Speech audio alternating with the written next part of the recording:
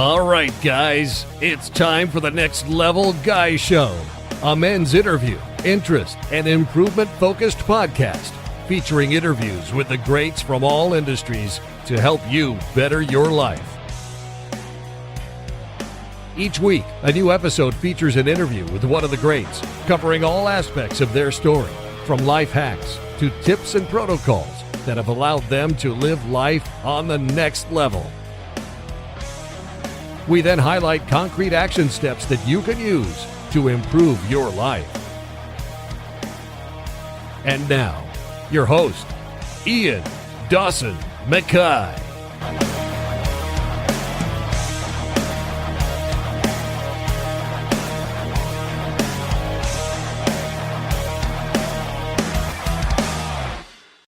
Today's guest is Blaine Anderson. Blaine is a dating coach for men who specialises in helping guys build confidence, learn to authentically market themselves, and attract amazing partners fast. You can find her on Instagram at datingbyblaine or her website datingbyblaine.com. And in this interview, we discuss the 5 E's to dating success, how to use technology to find people you want to date, how to build systems in your life to attract the people you want, how you should view rejection, dating red flags, and how our masterclass could change your life, and so much more. And now, let's get to the interview. Well, thank you so much for coming on, Blaine. I really appreciate you taking the time out. Now, if you spoke to my mother, she would say this is the most important interview I've done. She wants me to get back into dating. But for people who don't know who you are and why you're so well known, can you give a quick introduction? Yeah, well, first, thank you for having me. I'm excited to be here. My name is Blaine, and I am a dating coach for men. Oh, I love it. And it's certainly something that's becoming more sort of important now as we come out of this sort of pandemic and people are realizing we can get within 2 feet of each other. But for people who need the sort of understanding of how to do it, could you go into a little bit, but first, how you've noticed dating has changed over sort of, the last 10 years perhaps towards the pandemic now? Is dating changed at all? Or going into post-pandemic, if that's a phrase? Yeah, well, definitely. Technology has had a large change on dating over the course of 10 years. But in more recent years, the past year or so, just the pandemic alone has also had a big impact in terms of from what I have seen. I think people realized the importance of having a partner that they are excited about, that they want to spend time with when they, had to be cooped up alone in their houses for that extended period. And it all of a sudden became a forefront, something that they wanted to pay more attention to, invest more time in, and take more seriously. So you've kind of coached men from all over the world. I think it's like Indonesia, Argentina, Spain. You seem to just have a list of just that never ended. What have you noticed the similarities in men's approach to dating? Have you noticed a kind of general problems that we have? What's the kind of, is it like our ego? Is it that we don't believe we can attract the women we want? Is it self-confidence? All of those things you just mentioned definitely play into it. And obviously, everyone comes to me from a different point A. Everyone has their own unique experiences. But what I have seen across the board for men from all walks of life, all over the world, was that oftentimes when men aren't having success dating, it is because they don't know how to market themselves to women. Mm-hmm. So, most of the men I work with, they're great guys. They have interesting careers. They have a lot going for them. They have fun hobbies and pastimes, but they don't know how to communicate about those things and the things that make them awesome and make them great potential romantic partners to women.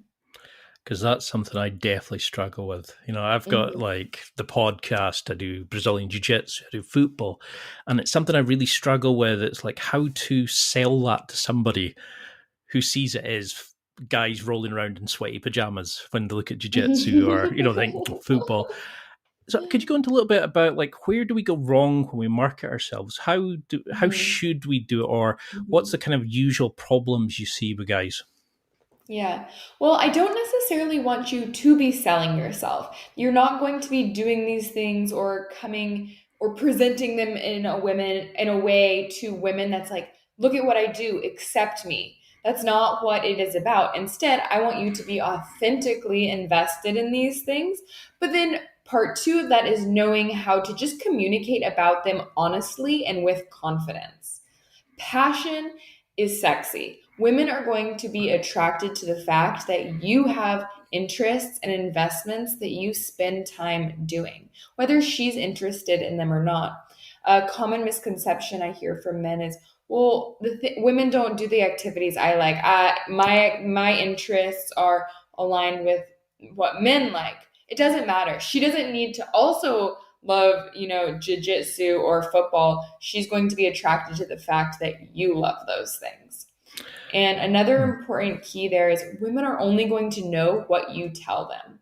So that's the big problem I see with a lot of the men I work with. They aren't talking about these things. They aren't framing them in a way that's like, wow, that's really cool. They're just framed as either nothing or something that you just kind of do here and there, as opposed to being something that you're passionate about.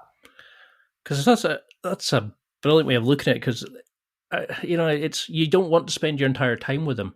They want to join a life that's really exciting. They don't want to be your life. They want to have you to have your own life, them to have their own life. And when I Mm-hmm. think back to some of my best relationships, it was where we had mixed hobbies and interests, and that was the sort of spark that attracted us to each other. Yeah. So could you go into you usually come up with an approach of the 5 E's of dating? Now you've had some amazing successes and some amazing client transformations. Can you go into a little bit about how you would start working with a client and what are the signs that we would need a dating coach? Mm-hmm. Because I definitely So do. the number, well, I'd be happy to have you. The number one sign is really just you're not satisfied with your love life.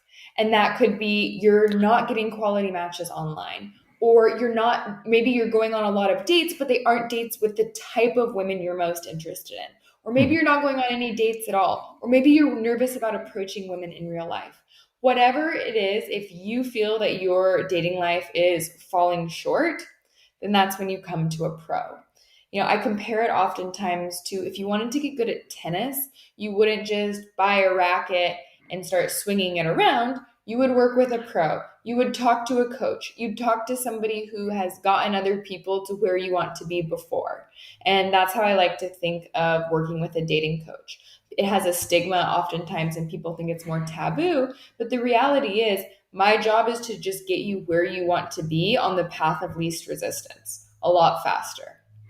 And Because so, there's how I do that is I have a program that is focused around my 5 E's of dating. So, the first E is empathize. Then we have embrace, embody, engage, and execute. So, these are the 5 things that I believe you must have and you must do to attract quality women and be successful dating. I love it because I love it when it's something simple that you can remember in your head. Because I used to try pickup when I was younger, and I got Hmm. into it because I felt like that was somebody had recommended it, and I started seeing a bit of success.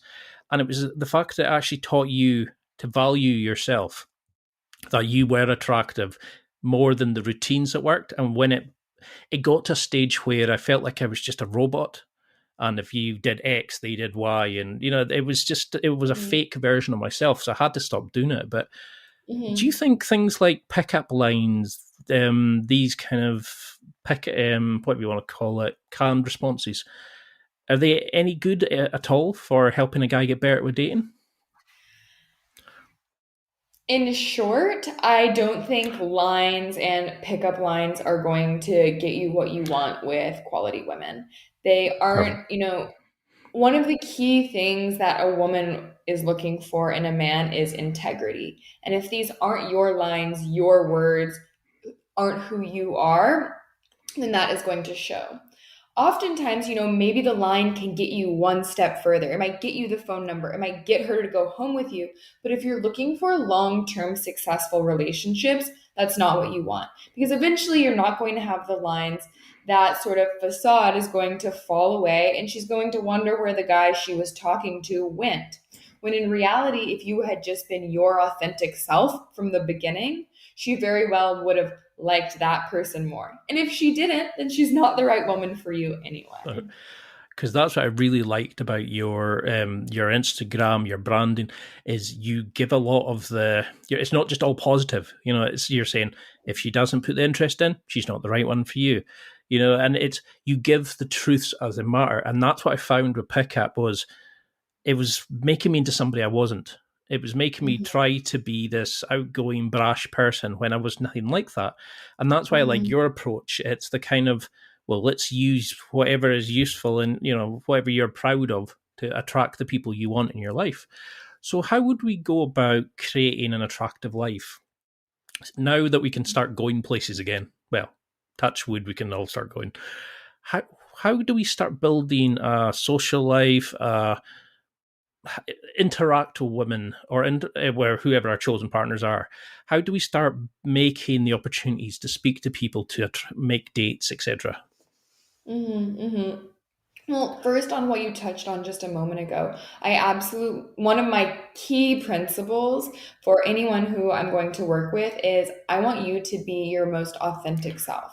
I want you to be the best version of your authentic self. And that is what we build your life and your attraction to women around. So that's really key for me. And how you start building that attractive life and start meeting people really comes down to your personal interests. So I want you to forget about women or men or whoever you're trying to attract when you start thinking about this, and think about what brings you joy. What brings you confidence? How do you enjoy spending your time? What are the things that make you feel good? And invest in those things. That is going to help bring confidence to your life. It's going to be organic places to naturally meet people. And you are going to be a happier person and more fun to be around when you're investing in things you love. So Well, that's step one. That's also going to lead you to have things to talk about with women. Even if you're doing Brazilian jiu-jitsu at an all-male gym, yeah, you're not going to meet a woman there, but that is going to be something that you can talk about on dates. It's going to create natural boundaries when you start dating because you're not going to be available every night of the week because you're practicing jiu-jitsu. yeah, because that's certainly the thing is people think, oh, I've got to change my entire life to go to the bars, or go to the clubs to meet people. And you're thinking, well, you're only going to meet people who like going to bars and clubs. And if you're not somebody that likes going to bars and clubs, why are you going to meet people who like that as a hobby, which you're not going to like? And I've never understood. Absolutely. I spent ages used to following people who went, if you want to go and meet girls, we've got to go to this club. And I was thinking, well, I hate sitting in a bar. I couldn't think of anything worse than sit. I'd much rather be out trying wakeboarding or something like that. But I think it also comes down to how confident you are as a person. So for when I changed initially, I was terrified of going new places because I had to do a lot of it by myself because none of my friends were interested in developing yourself. How do we, I hate the phrase, but people say, how do you man up to go out places? And I was thinking, it's just overcoming that fear. It's going to be there anyway, but you feel it and you just have to take baby steps till you eventually can go. Have you worked with people in giving them more confidence to go the new places, try new things by themselves, like cookery classes or sports clubs or whatever it is? Yeah, absolutely. Well, touching on the bars and the clubs point, I agree with you. I actually don't think bars and clubs are great places to meet women. They're often loud and there's nothing inherently to talk about. So you have to make small talk. And most people don't like making small talk. Whereas if you're at these interest specific activities, you have a natural conversation starter about something you like to talk about. So it's going to be easier to strike up a conversation if you're someplace that you enjoy spending time, at someplace that you are knowledgeable about. So getting to the point of feeling confident in doing it, there's a few key things I like to talk about. One, it's okay to be nervous. Recognize those feelings and know that being nervous or feeling apprehensive about doing something is your body's way of saying you're getting out of your comfort zone.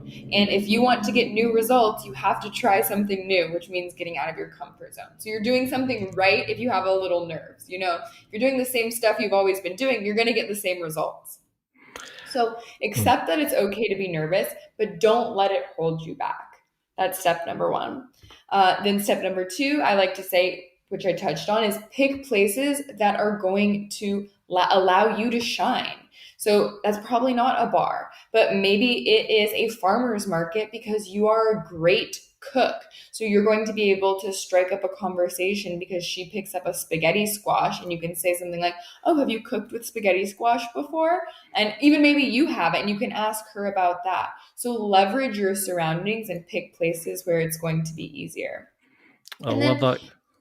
yeah. And lastly, key, know that rejection or not, having the result that you want is part of it, and that's okay.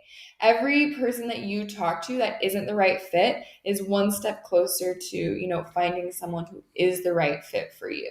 There's a million reasons that any one person isn't going to be interested in chatting or giving you her phone number, and that is okay. That is part of the process. So don't be discouraged, when that happens. Be excited that you're one step closer to potentially finding somebody that it will work out with.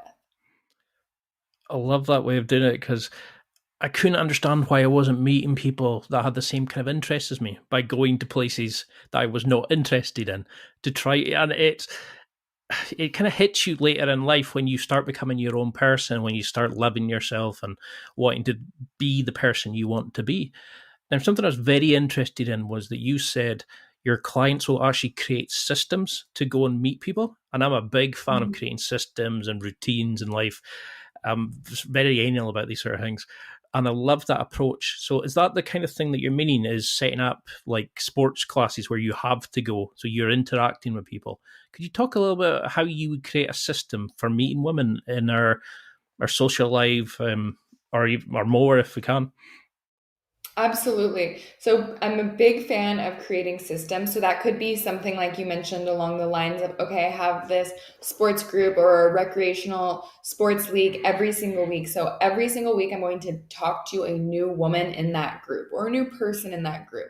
Or it could be every single day, I'm going to find a way to compliment a woman that I interact with.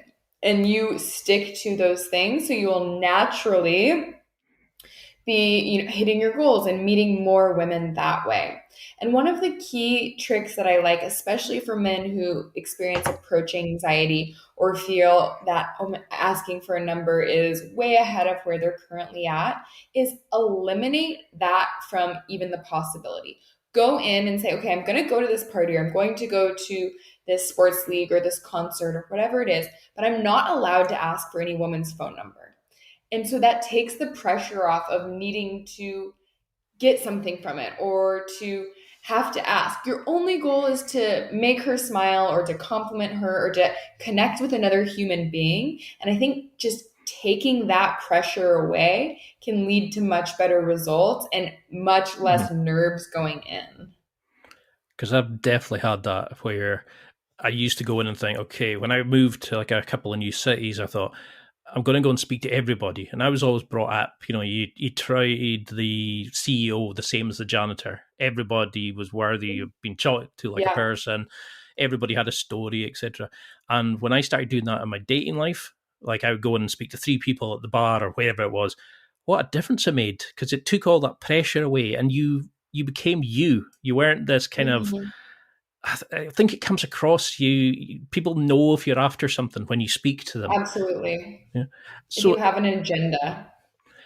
do you have like rules that you'd have with a client? Like say somebody new came to you and said, how do I start doing this? Would this be one of the rules you would give them, to go out and speak to say three people at a weekend and just shoot the breeze? Or is there more to it than that kind of thing?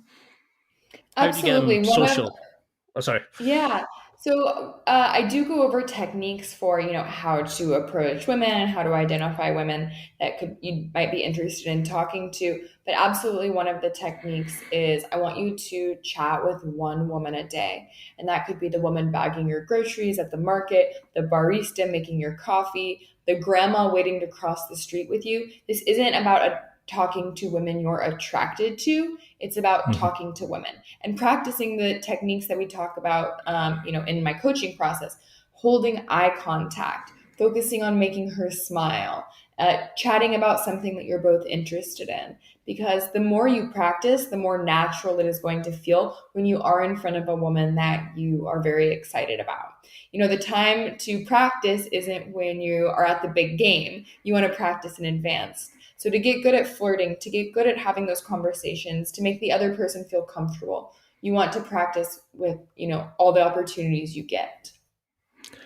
So, say if you had a client who came to you and they were like, I want to start dating, and I haven't had one since my divorce, or I haven't had a girlfriend in years, or whatever it is, but they have real issues with their own appearance first, or they don't believe they're good enough to start dating again. Say they lost all their confidence during a messy divorce, or whatever the kind of situation is.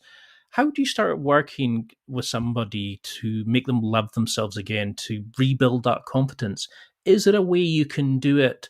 And do you need to do that before you get back into the dating world? Or does the getting back into it rebuild that confidence? Mm-hmm, mm-hmm. That's a good question. So, it's never going to feel like the perfect time to start dating again, especially if you're coming out of a divorce or a pandemic or a traumatic event. But you do need to be at a relatively strong place with yourself before you are attracting other people, because you're going to attract the type of person that you are. So if are feeling depressed or lacking confidence, or like Eeyore, then you're not going to Mhm. attract somebody who is full of confidence and loves life and gets out there every day. So if that's the type of person you want, do need to work on leveling yourself before you get out there. And in order to do that, one of the ways that I encourage men to do that is by investing in themselves, going back to having those activities that they love. Being really good at bowling because you invest in it 3 nights a week is going to make you feel more confident in other areas of your life as well. So, step one is always do things that you love, things that are going to make you happy. I also, recommend different books and reading. At the end of the day, though, my job and what I'm really good at is helping men understand how to market themselves and attract women that they're excited about and then execute with those women. I'm not a therapist, I'm not a psychologist. So, Hmm. depending on where they are in terms of feeling in the dumps or not feeling good about themselves, sometimes I do say, hey, I think you should go work on these things before you come back to me.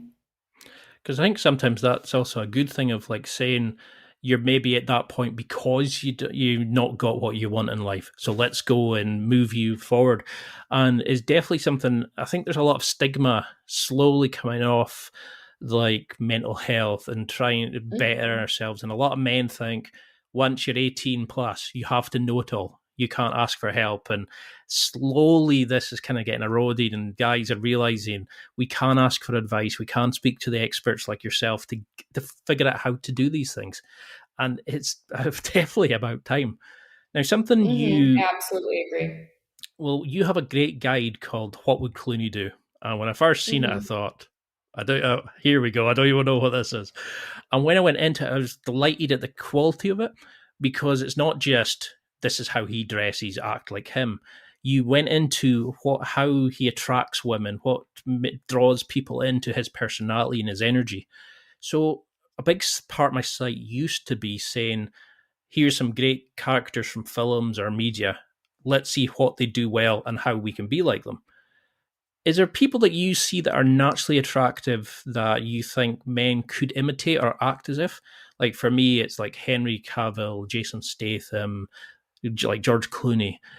Who do you see in like that you would say that's a great example of an attractive man to a new client, for instance? Interesting. Honestly, I don't want any of my clients to feel like they are acting as somebody else or being like someone else. I think there's certain things that we can learn, like, when I talk about what would Clooney do about his charisma and his confidence and that he cares about other people.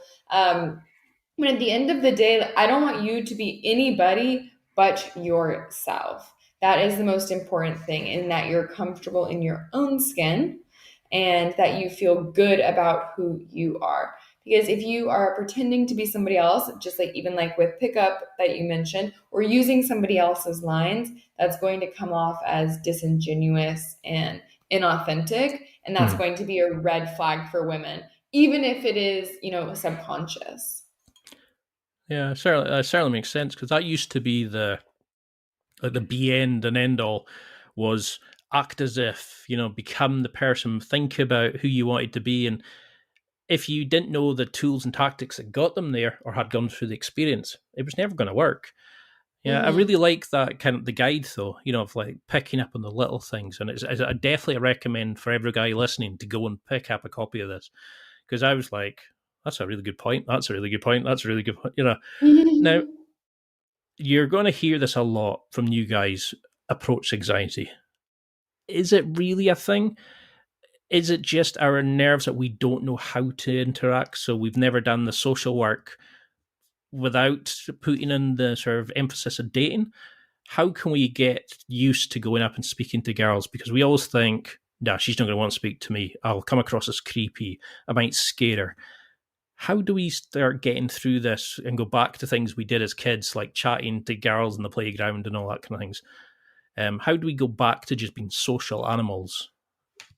Absolutely. So I think an important thing to remember, as if you're a man feeling approach anxiety, is that single women want to meet awesome single guys. They Mm. want to be approached. You know, not that doesn't mean every woman that you chat with is going to want to be approached or going to mean that she is single and wants to chat with you, but for the most part, if you can internalize that, it will help you feel better about going up and just interacting with other humans. And that in relieving some of that anxiety ties back to what I mentioned before, which is just practicing with women you're not nervous around. Practice with the barista, practice with the granny on the street corner. The more that you can get comfortable chatting with all types of people, the more comfortable you will be approaching a woman that you see and that you are attracted to. But approach anxiety, to answer your question, is definitely a real thing. It's just understanding how to shift that feeling from an anxious feeling to an excited feeling. Instead of Mhm. saying, oh, I'm so anxious to approach her, I'm so anxious for this date, just as simple as thinking, oh, I'm excited about the possibility of connecting with another human who I think is really beautiful or to go on a date with.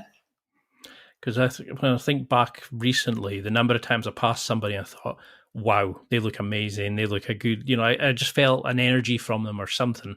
And I was thinking, no, I can't approach them. And my confidence would just go, no, don't be silly. She's not going to be interested in you. And I felt fat. I felt ugly. And by the time I'd even built myself up, she was walking away. And I just felt like you're saying, how do we turn that from, oh my God, to, yeah, I want to find out more about that person. I'm excited. Mhm. Do you have like a mantra? Like, is there a tool or a way we can do it? Like as we're approaching somebody to stop that feeling.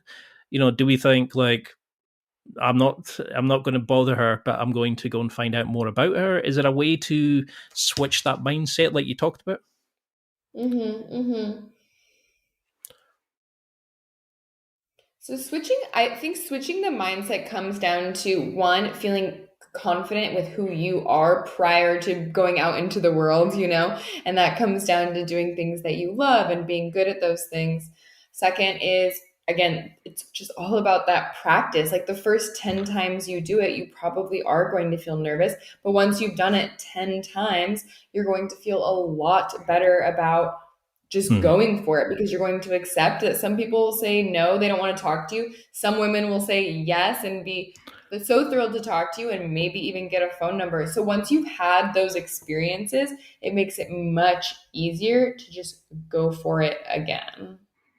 Because I think sometimes we put too much emphasis on you have to have a mantra, you have to have a way of thinking. So you get to a point where you're kind of thinking, what was that routine? Okay, one, two. And before you know it, Mhm. you're the weird guy standing, counting through his head. And people are kind Mhm. of, it's not authentic. You're not being yourself. Where some of my best conversations and when I got used to get phone numbers was when I would just start talking absolute crap and meet people at like traffic lights or waiting Mhm. in a queue at a bar or something, and you would just say the first thing that came into your head. And before you knew it, they were laughing back and forth, and you were like, oh, and you didn't think Yeah, not about so it. bad. So yeah, I Yeah, used. go ahead. Sorry, I was going to say I used to do this thing where I would just think about something else as I was approaching. So by the time I got there, I hadn't even thought about her. So I would just Mhm. speak when I was there, or I would just go, "Oh, how are you getting on?" Did it? And it worked for me. Do you find that with your clients? Yeah, focusing on not overthinking it is helpful. And it also, that is why I say leverage places that you are going to shine. Because if you are at a yoga studio and you're a yogi, or you have, you're at a bowling alley and you love bowling, you're naturally going to have things to talk about. So, at a pub or on the street, you do have to think of something to say. Hmm. But if you are at a place that you are knowledgeable about, that you thrive, that you have valuable information to share, it's going to be a lot less work to think of something because you will just be able to say something about your surroundings, provide value, provide insight into what she's doing, what she's looking at, what she's holding. It becomes much easier than having to pull something out of thin air. Because I love the way that you've sort of set this up, because there's too many guys think this is a terrifying thing to do, like that we're going to get caught out or we're going to be called creeps or stuff like that. And you've got a lot on like your social media. You'd give a lot of harsh truths, which a lot of guys need to hear. And the one that really stuck out was you're not going to be compatible with 98% of the women you interact with. So Mm-hmm. don't even imagine you're going to be successful at that level. But we should be looking to be excitable to find the 2% who are interested. So, how do we deal with rejection? How do we stop thinking it's a slight against you? Because you have a great way of looking at it as she's rejecting the approach, she's not rejecting you as such. Could you go into a little bit Mm-hmm. about that, please? Yeah, absolutely. Well, touching on what you just mentioned, if you're looking at women between the ages of, let's say, 25 and 40, 80% of those women probably aren't even single. So it's Mhm. really important to remember that her rejecting you has nothing oftentimes to do with you, and it has something to do with her. She's not single. She's not interested in women. She's having a bad day. And so that's why it's so important to be confident in yourself going into dating, because rejection is inevitable.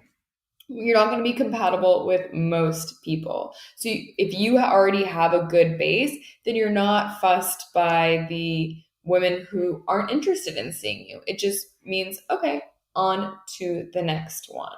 So having that confidence already built up is really important to not, then feeling down about a woman not being interested. Because when I was really bad, when I had bad, when I was depressed, I would take it as a slight against me. Like she was saying, Hmm. "No, your whole life's not good enough for me," and I would just come away and I would sulk about it, and I would feel terrible, and I wouldn't go and approach another person. And it was like, oh, I don't want that to happen again. And then I could understand how guys kind of get knocked for six, especially if you've come away where you've been married to somebody and they've cheated on you or something like that, where you've already lost somebody important in your life. So could you go into a little bit then about how we would approach, is using the term approach even bad because you're making it sound like a goal? Should we just look at it as going and chatting to somebody? And does it Hmm. matter where you go, like say if it's a sports club compared to on the street or a bar? Does the situation change? Because you might see this person again in a sports club event, but you might not Hmm. see them in a bar. Does it Hmm. does it matter at all? Yeah, so it absolutely, where you are absolutely affects how you approach. I don't have a problem with the term approach because it's, just definitionally what's going on if you're the Mhm. one walking up to somebody and chatting with them. But I do like the concept of taking the pressure off, especially in what I call so like in an environment where you're going to see her again. Could be a place of work. She works there, you both work there. It could be a yoga class, it could be a gym or a sports club. Those are places that you aren't I do not recommend asking for her phone number for the excuse me, I'm gonna repeat that. So places like a sports club or where you both work or where one of you works, I do not recommend asking for a phone number or making any sort of ask the first time that you meet her or that you chat with her. You need to form trust first. So if she knows she's going to see you here again, she's going to be a lot less likely to give you her phone number, because if it doesn't work out, this could spoil that relationship or that place for her. So in order for her to feel comfortable, giving you her phone number or potentially going on a date with you, she needs to know that it's worth it. And you're going to show her that it's worth it by first building trust, by forming a friendly connection, showing that you're not a creep, showing that you're not after, one thing without even knowing if you have anything in common. Hmm. Whereas if you show her you have things in common just by getting to know her, by chatting as you get your coffee, or by, chatting on the sidelines of your rec sports team, you're going to find out if she's even a good fit. You're going to find out if she's single. You're going to find out if she seems interested in you. And when you've qualified or checked those boxes, then you can ask for her phone number. And so long as if you do it in a respectful way, even if she says no, it's not going to be detrimental to your friendly relationship.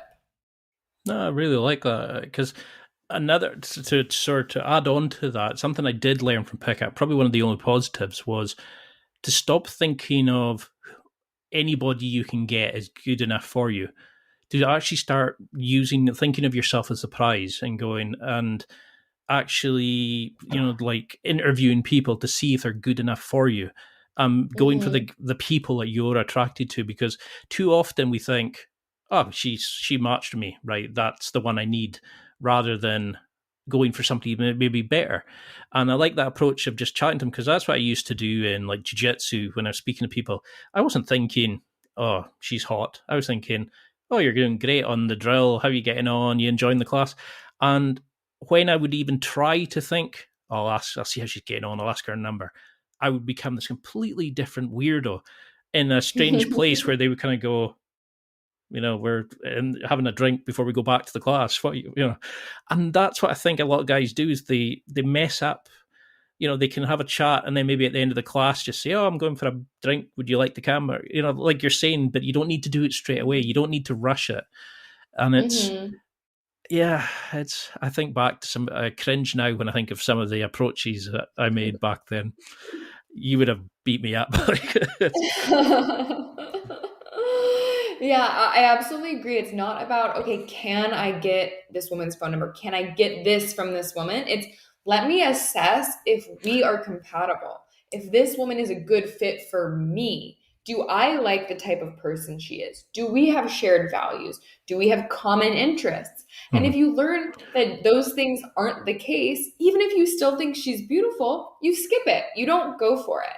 And that goes for online and offline. I really tell the men I work with, focus on establishing if this woman even makes sense for you before you ask for her phone number or swipe. Because if she doesn't make sense for you and then she rejects you or declines, all of a sudden your confidence is taking a hit, when the reality is it wasn't a good match to begin with. Where were you 10 years ago? You would have fixed all my problems. So you talked initially on your blog about that you moved towards becoming a dating coach because you had all your guy friends asking how to get with your sorority sisters. I can't talk today. Um, what do you find that women's pet hates are? Because you've got so many female friends. What did you notice was the real red flags that guys were doing that women hated? And does it change as a woman kind of ages? Do we find that younger women want this kind of guy where older women want this? Or do women always want a sort of key elements in the guy that they're attracted to? Yeah, absolutely. So I think absolutely that women's desires and what they want in a partner does change over time. And I think that changes for men and women. I think when you're younger, it's more about what feels good in the moment and seeking lust and excitement. Whereas when you get a bit older, or just when you are at a point in your life that you're looking for a long-term partner and someone who you can see yourself being with, you start focusing on, okay, how does this person make me feel long term? Do I feel secure? Am I having fun? Does this person, make me laugh when times are tough? So those are some of the ways I see Mhm. relationship dynamics change. But across the board, the key things that women really want, they want to date a man who they see as high status. And that is kind of sounds like arbitrary. Like, okay, what does high status really mean? And that comes down to a few key things. Does this man have boundaries? Is he respectful? Does he have integrity?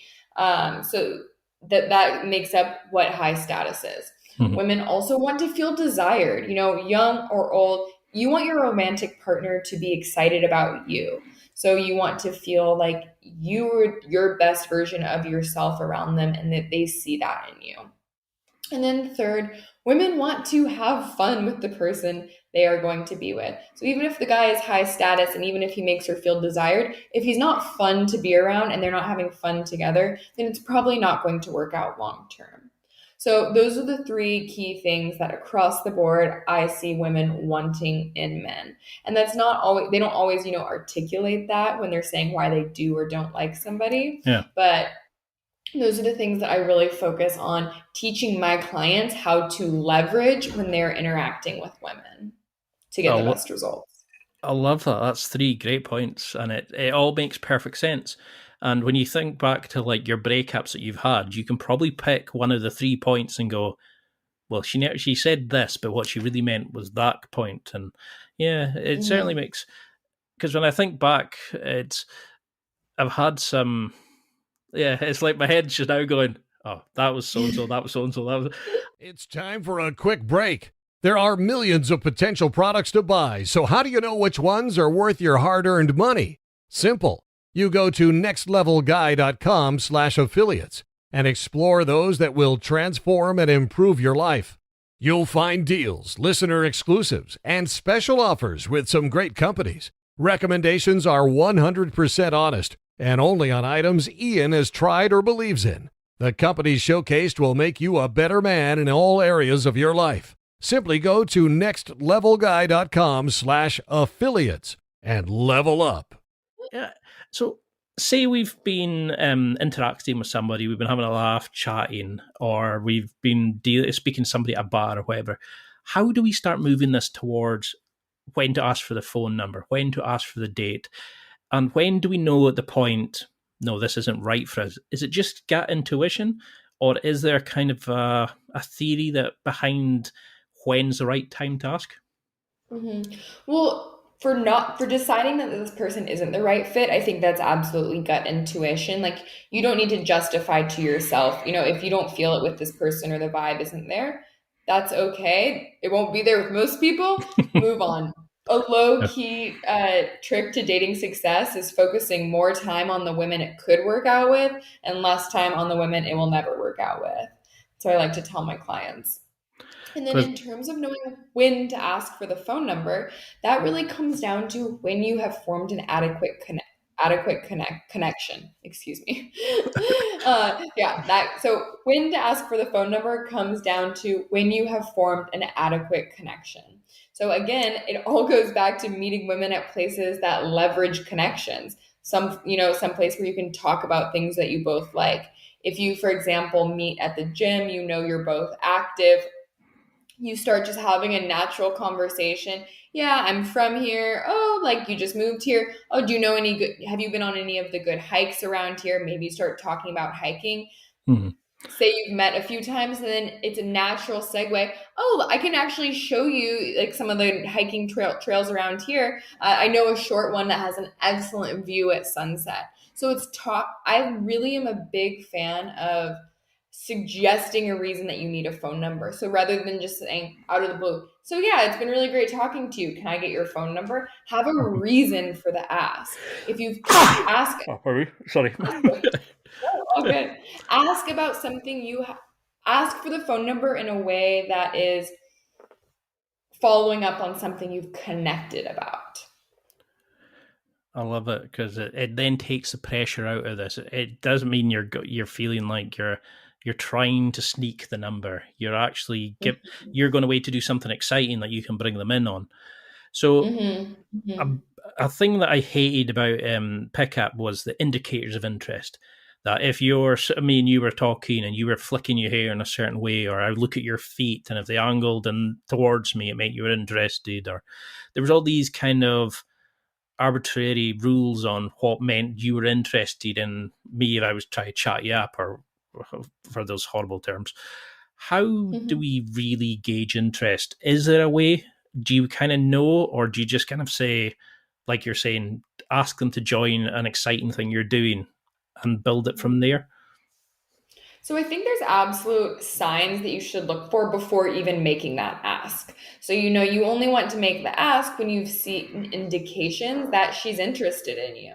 And I'm not super familiar what the signs that pickup artists talk about, but there are certain body language signals that you can look for. And you don't want to look for gestures in isolation. So like you mentioned, oh, her feet are facing towards me, so I should ask for her phone number. Hmm. That's silly. But if she's facing towards you and she's making eye contact and she's giving you affirmative responses and encouraging conversation, okay, those are all good signs that she's interested.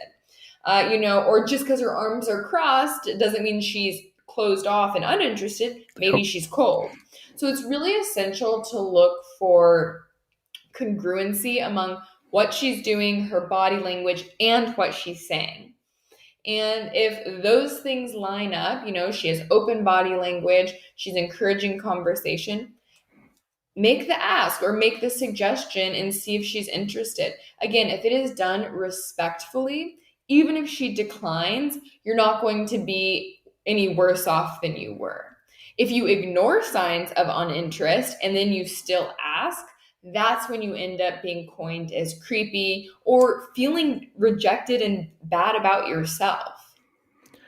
So how do we make sure that we're not going down that road? How do we avoid putting them on a pedestal and thinking this is the best girl for me, and thinking we're going to have babies and marriage, and all the time she's thinking this guy's taking ages to buy his ticket, or she's just doing her job, or whatever it is. It's like, say if you meet a girl selling the shots in bars, I bet they get hit on all the time by guys.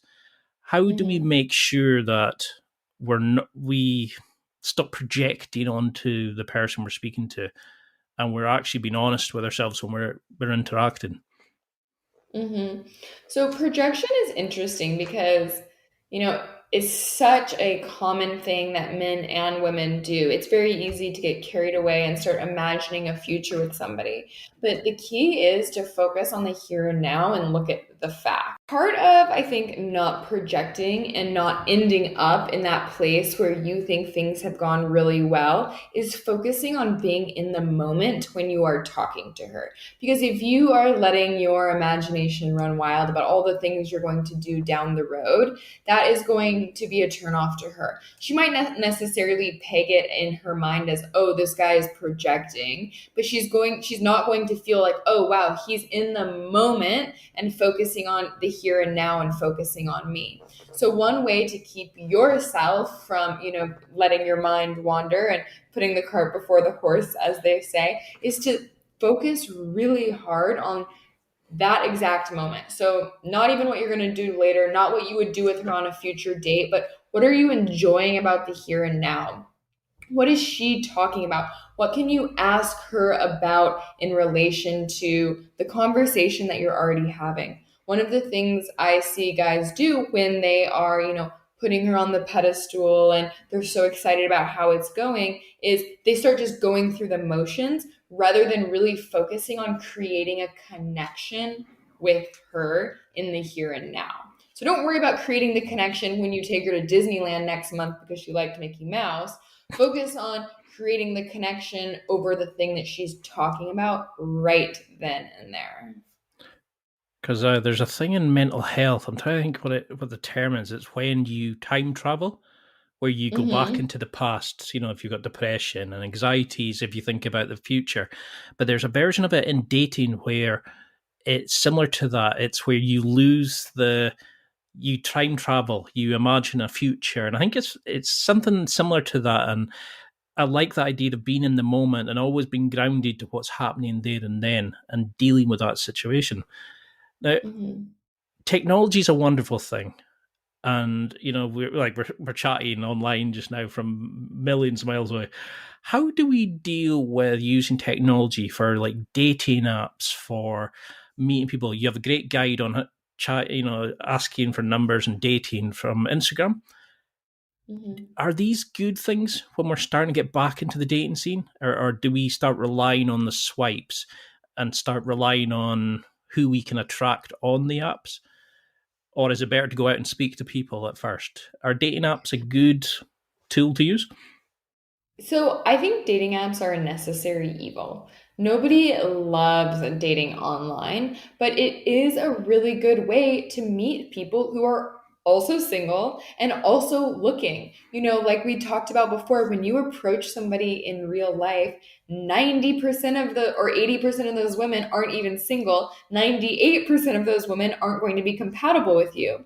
So at least when you are on a dating app, you've narrowed down, okay, this woman likes men, she is actively dating, and she wants to at least be going on dates. Obviously, there's people on dating apps who maybe are just looking for some attention or something. But for the Hmm. most part, women who are there are also looking to date. So you have a lineup of potential partners that have already been qualified to a certain extent. Then you're able to look at their profiles. Okay, do we have things in common? Does she seem like she has my same sense of humor? You're getting a lot of info up front and able to save a lot of time. That being said, if you aren't doing the right things dating online, like you don't have an exceptional profile, you don't know how to send intriguing messages, you are going to be wasting your time. And that's the hard part, is that most men don't have exceptional profiles and are sending the same messages that every other guy is sending, so they aren't getting the results that they want. But if you're able to make those changes, which is one of the things that I help my clients do, you are going to see a lot better results, and you're going to be going on more dates than if you were just relying on meeting women in real life alone. And I mean, I've seen some of the stuff that you go into, like, about how to make your profile stand out. So you mentioned having professional photos, for example, and, you talk about how to have an engaging profile. Could you give us just a sort of basic teaser on, obviously we want people to come and to come and work with you because you've got an amazing service, but what would you say to people? Like, where's the sort of, is there three key things you would tell them, or are there Yeah. key red flags? Three key things. One, the single most important thing to your dating success online is having quality photos. And that I don't want all, 6 or 8 of your photos to be professional, because that also seems a little bit weird. But you Hmm. do need to I recommend having at least a couple professional photos that really showcase what you look like and the best version of you. And then having photos that showcase your interests and your investments. All those things that we've been talking about, those places that are great to meet women because you like them and you feel good there. Get some pictures in those places for your dating app profile. Um, so, number one, good photos. Number two, you need to have an intriguing bio. So, this means that it's not the same thing that everybody else has. My pet peeve, I love to travel. Okay, great. Everyone says that in their profile. Give me some juice. Where do you like to travel? Why do you like to travel? Do you like to travel because you love wine and you travel to different wine regions, or you like animals, so you're obsessed with going on African safaris? Give me something that makes you unique, because right now you're just one in a million profiles until you say something that's actually going to make you stand out. And then third, as the third key point of having a solid profile, is you need to seem like a real person. So the reality is, women are aware of their safety when they're dating online. So you need to be Googleable. Like, you should have your place of employment. You should have the school you went to. You should verify your profile if that's an option on dating apps. I call all of those things proof points. So you should have, verifiable data breadcrumbs that you are who you say you are. So good photos, intriguing prompts and bio, and proof points. And if you can nail those three things, I know easier said than done, you're going to have success dating online. Because we do live in the world of catfishing. I never Hmm. understand that kind of.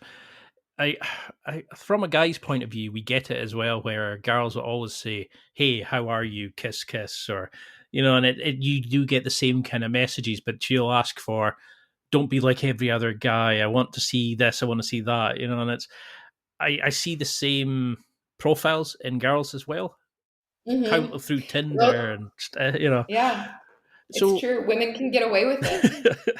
so what? They have way more options dating online. At the top of the dating funnel, for men, online dating, there are a lot more there are a lot more men than they are women. So women can Mhm. have the same profile as everybody else and they are still going to get a lot of matches. And then the same just isn't true for men. Even though that seems, unfair and unequal, it's just the reality.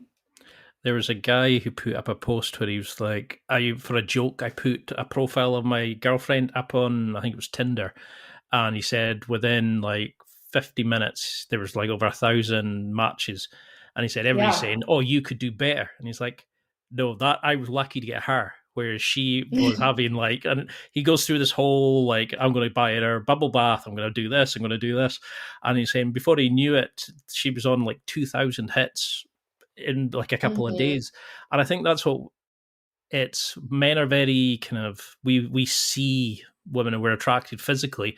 Where would you say that women are more emotional? It's how we make you feel for the attraction. You can hear my dog barking if that's going to be. It's like the one yesterday, was it a couple of days ago? My dog scared one of my guests, and he was right beside me, and he barked, and I jumped about a mile in the air, and it's like, hey, okay, yeah. We just got a package delivery, so she should relax as soon as she walks away. Well, at least she's warning you. Sorry about It's, that. no, Yeah.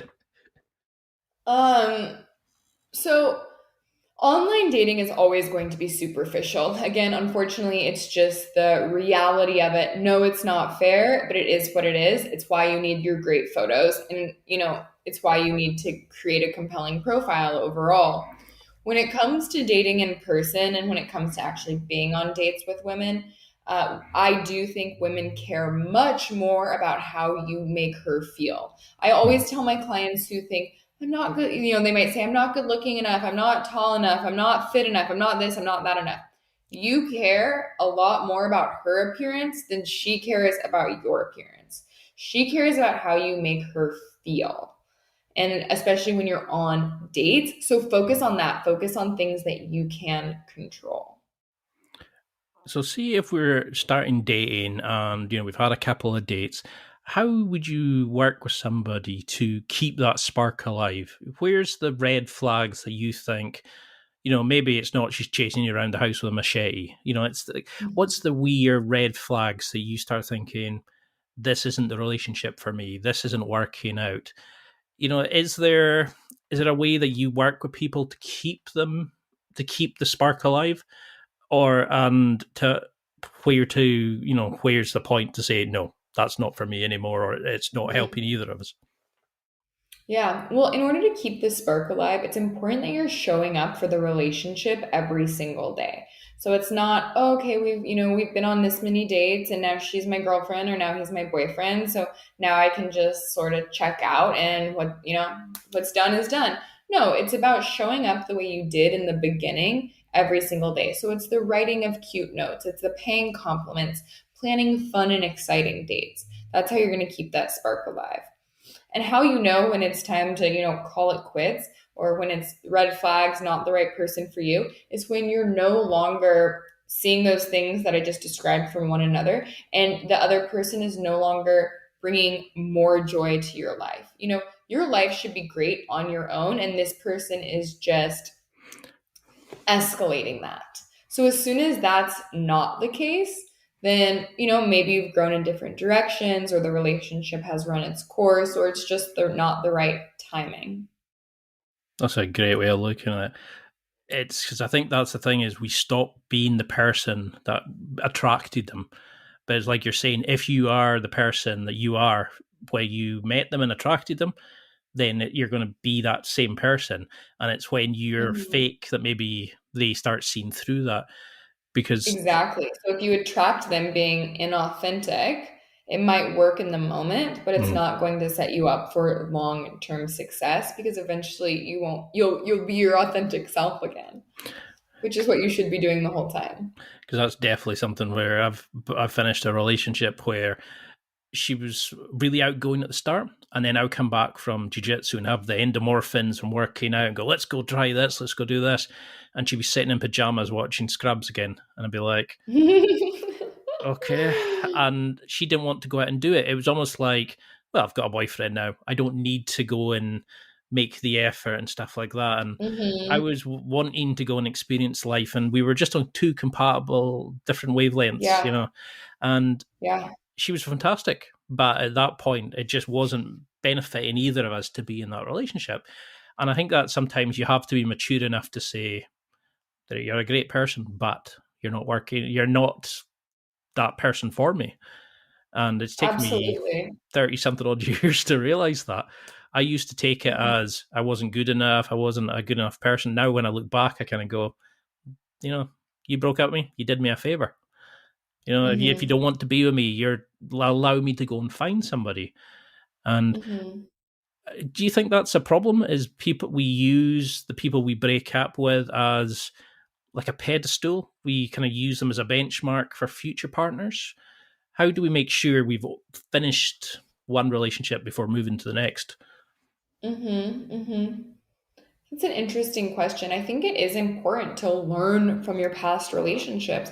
You should look back, okay, this is what I liked about this relationship and this is what I didn't like, because that's how you're going to get closer to finding that person that you're going to have long-term compatibility with, Hmm. is learning about yourself, learning what works for you and what doesn't work for you.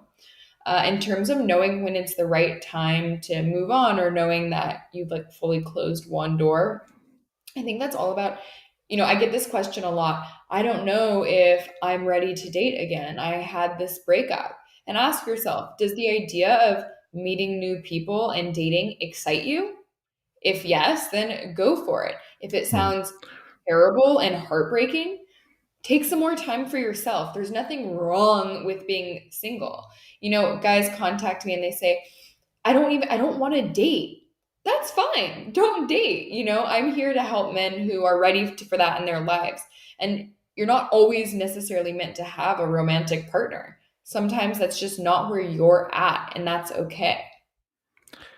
Now, something I was thinking about earlier was we have these sort of cultural norms where people in different cultures, you expect to be married by this point, you're expected to have babies by this point, and I know we're kind of been opening up now to poly relationships, to far more kind of like BDSM is becoming more to the forefront, and all these sorts of things, which were maybe kind of hidden away before, and that's fantastic. But when we have guys who are under pressure to be married by the time they're 30 and have kids by the time they're 30, do you think these things need to die away?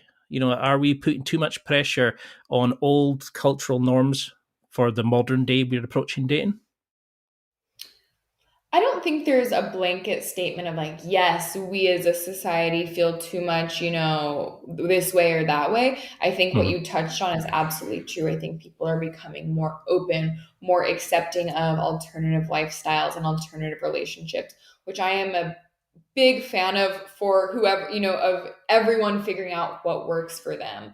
I actually think, compared to where we were 10, 20, 40 years ago, we're at a great place in terms of accepting other people. How boring would life be if everyone was the exact same? And I think for Definitely. a long time, that was really expected. Like you said, you get married at this age, then you have kids at this age.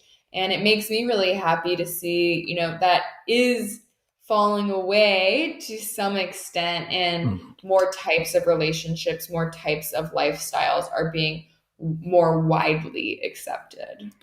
Because just now I'm 38 at the minute, and when I look at my Facebook, all the people I went to school with are married or having kids, and people kind of look at you and think, Oh, why aren't you married? What's going on? And it's almost like they're judging you because you don't fit Hmm. into this norm. And I have friends, Absolutely. like I've worked with like students from around the world, and some things they'll say is, my parents wouldn't disown me if I didn't marry another Chinese person.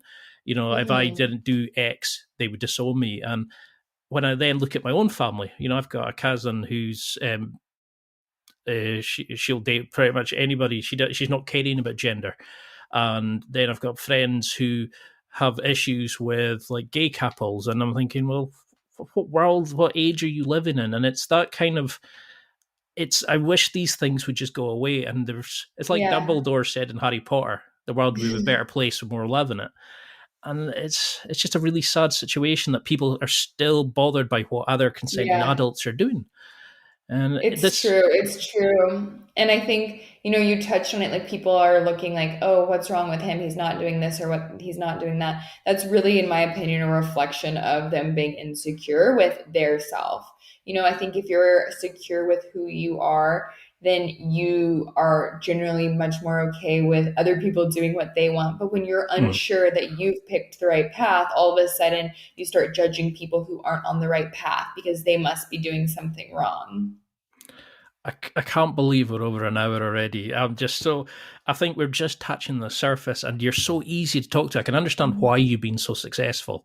But for somebody that Oh, thank comes to you. you and says, okay, I know you're going to get like a lot of fans from this, but I think, right, I want to work with you. How would you start working with a client? How can we like get in touch? What do we need to do, or like for you to start working with a person? Yeah. So if you are looking to upgrade your love life, if you want to be more confident around women, if you want to have more quality options, then I absolutely recommend my master class. I'm actually at a point where I'm not taking on any new one-on-one clients who haven't completed my master class because I find it's an essential base to being successful. And I also feel that it's the best bang for your buck. You're going to get the furthest and get the most information in a complete package. It covers the 5 E's. So, what kind of things would be involved in a masterclass? Do you show people like scenarios of how to go about doing this, or like how can we sign up for the masterclass? Yeah, so you have to get in touch with me to sign up for the masterclass. There isn't just a link on the website. And that's really because I want to vet every man who signs up. I want to make sure it's Hmm. the right fit for them and that they are going to get where they want to be after it. So that's really important. So reaching out to me via email or via Instagram is a great way to get info and to sign up for it. The course is hosted live on Zoom. We meet once a week for 5 weeks. Each session is recorded, so if you don't watch or attend live, you can always watch the recorded version at your convenience. If you do attend live, it's totally remote and anonymous. Your audio and video is off, but you can ask questions in real time via the Zoom chat feature. Each week, we cover a different one of the E's. So, week one is about empathizing, it's about what women want. It's understanding what women want because if you don't know that, then how could you possibly give it to them? Hmm. Week two is embrace. It's all about embracing yourself, understanding what makes you attractive to women and how you're going to highlight those things. Week three is embody. So it's embodying what you've learned in lessons one and two, what women want, what you have, and how you are going to, embody those things to get in front of and attract the women that you're interested in. Week four is about engaging. So, it's engaging with those women that you're now in front of, how you're going to talk to them, how you're going to get to their phone numbers, how you're going to move from match to date. And then lesson five is execute. So that's executing on great first or 40th dates and forming relationships with women you're interested in. So that goes into post date follow up, physicality, defining the relationship. So it's really A to Z course on what you need to know to attract quality women and be successful dating. That sounds awesome. And so, what kind of cost would that be for people who are interested?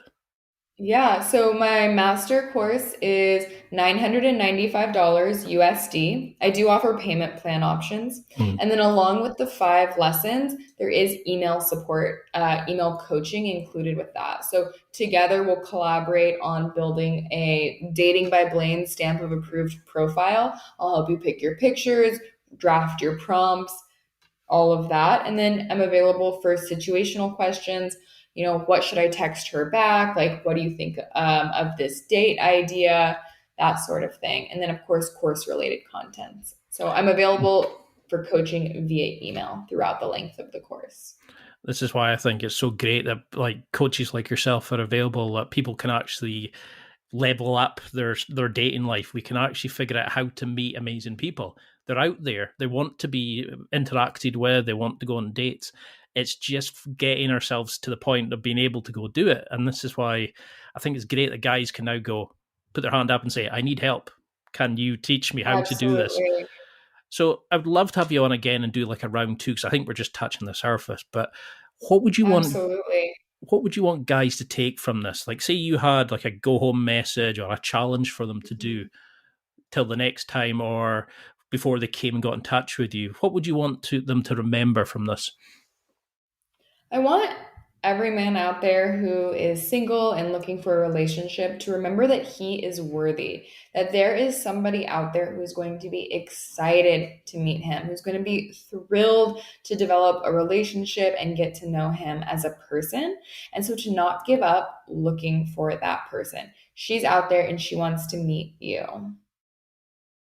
It was like you're speaking directly to me there. I was like, I hope I find them soon. I am speaking to you too. It's my mom's nodding her head just now, saying, "Get on with it." I think when my granny was dying of cancer, and she was speaking to the nurse, and when the nurse said she was single, she was like, "Oh, I've got a grandson that I can meet you." And even at that point, she was still trying to set me up, and I won't include that part. Well, thank you so much for coming on. It's been an absolute joy to speak to you. I can understand why you've been so successful, but for people who want to connect, and for people who want to find your social media and all the sort of amazing stuff you do, like the Clooney guide, the Instagram guide, how can we find you? How can we connect with you? Follow you on social media, etc.? Absolutely. So you can follow me on social media, Instagram and TikTok at Dating by Blaine. You can also access many of my free guides via Instagram, via my highlight reels and the link in my bio. And then my website also has an extensive blog with tons of tips and guides and posts. And that's just datingbyblaine.com, where you can also get in touch with me there to find out more about my masterclass.